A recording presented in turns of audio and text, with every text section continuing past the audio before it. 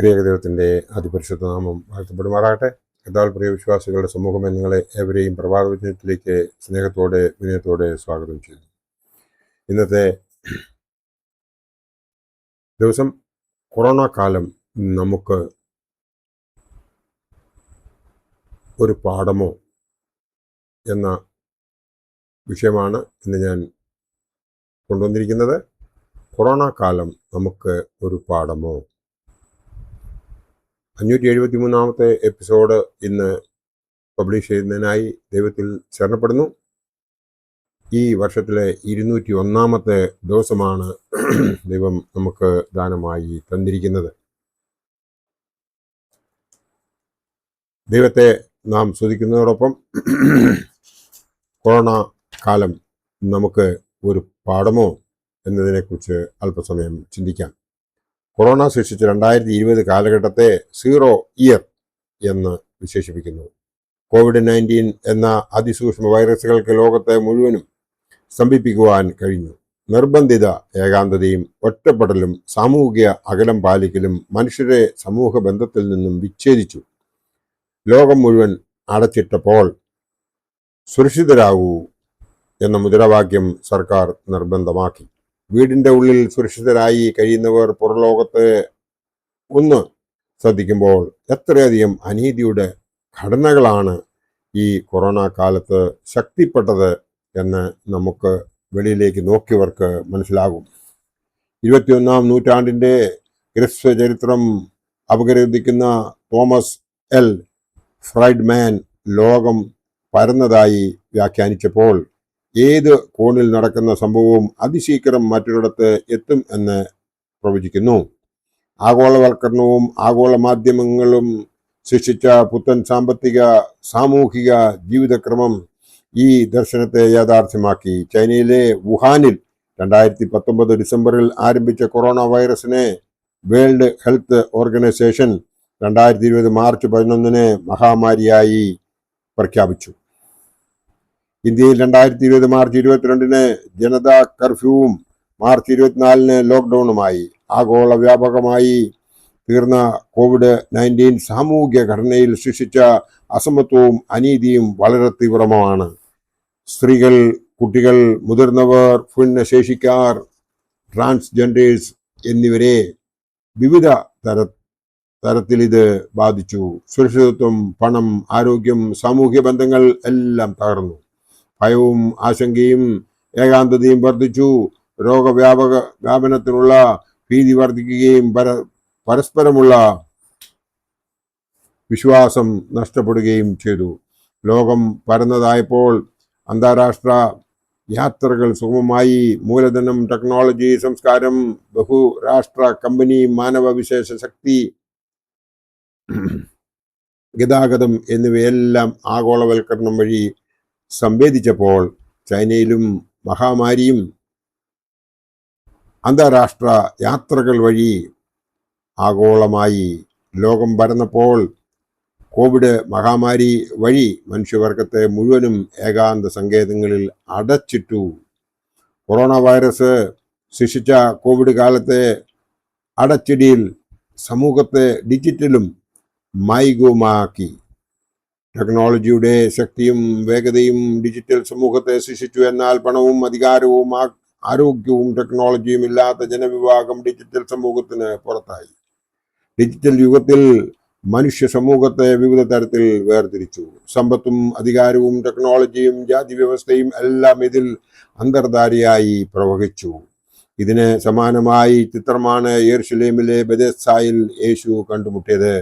ഏകാന്തതയും ഒറ്റപ്പെടലും പാർശ്വവൽക്കരണവും അനുഭവിക്കുന്ന ഒരു കൂട്ടം രോഗികൾ എനിക്ക് ആരുമില്ല എന്ന സങ്കട ശബ്ദമാണ് ഉയർന്നു കേൾക്കുന്നത്. യേശു ചോദിക്കുന്നു, നിനക്ക് സൗഖ്യമാകുവാൻ മനസ്സുണ്ടോ? രോഗി, യജമാനനെ, വെള്ളം കലങ്ങുമ്പോൾ എന്നെ കുളത്തിലാക്കുവാൻ എനിക്ക് ആരും ഇല്ല. ഞാൻ തന്നെ ചെല്ലുമ്പോൾ മറ്റൊരുത്തൻ എനിക്ക് മുമ്പായി ഇറങ്ങുന്നു. യേശു ചോദിക്കുന്നു, എഴുന്നേറ്റ് നിന്റെ കിടക്കയെടുത്ത് നടക്ക എന്ന് അവനോട് പറഞ്ഞു. യെരുശലേമിലെ ബെഥെസ്ദാ കുളത്തിൽ 5 മണ്ഡപങ്ങളിലായി സമൂഹത്തിൽ നിന്നും ബഹിഷ്കൃതമായ വിവിധ വിഭാഗത്തിൽപ്പെട്ട രോഗികൾ സൗഖ്യം പ്രതീക്ഷിച്ച് കാത്തുകിടന്നു. വ്യാധിക്കാർ, കുരുടർ, മുടന്തർ, ക്ഷയരോഗികൾ തുടങ്ങിയ വലിയൊരു കൂട്ടം ആളുകൾ വെള്ളത്തിന്റെ ഇളക്കം നോക്കിക്കിടന്നു. അവിടെ 38 വർഷം രോഗിയായി മനുഷ്യനെ യേശു കണ്ടു. നിനക്ക് സൗഖ്യമാകുവാൻ മനസ്സുണ്ടോ എന്ന് ചോദിച്ചപ്പോൾ അവൻ നിസ്സഹായാവസ്ഥ വെളിപ്പെടുത്തുകയാണ്. വെള്ളം കലങ്ങുമ്പോൾ എന്നെ കുളത്തിൽ ആക്കുവാൻ എനിക്ക് ആരുമില്ല. ഏതുതരം രോഗി എന്ന് വ്യക്തമല്ലെങ്കിലും യേശു അവനോട് എഴുന്നേറ്റ് കിടക്കയെടുത്ത് നടക്ക എന്ന് പറഞ്ഞു. ഉടനെ ആ മനുഷ്യൻ സൗഖ്യമായി കിടക്കയെടുത്തു നടന്നതായി നാം വിശുദ്ധ യോഹന്നാൻ ശ്ലീഹയുടെ രക്ഷാസുവിശേഷത്തിൽ കാണുന്നുണ്ട്. വിശുദ്ധ യോഹന്നാൻ വെളിച്ചം, ജീവിതം പ്രാധാന്യം നൽകി ജീവൻ പകരുന്ന മൂന്നാമത്തെ അടയാളമായി ഇത് അവതരിപ്പിക്കുന്നു. ബെത്സൈദ എന്നിങ്ങനെ വിവിധ തരത്തിൽ അറിയപ്പെടുന്ന ഈ വാക്കിന് കരുണയുടെ ഭവനം എന്നർത്ഥം. അശരണരായവർക്ക് പ്രത്യാശ കിരണങ്ങൾ, റേ ഓഫ് ദി ഹോപ്പ് നൽകുന്ന സന്ദർഭമായിരുന്നു ബെഥസ്ദ കുളത്തിലെ വെള്ളത്തിന്റെ തിരയടി. യേശു അവനെ സൗഖ്യമാക്കി.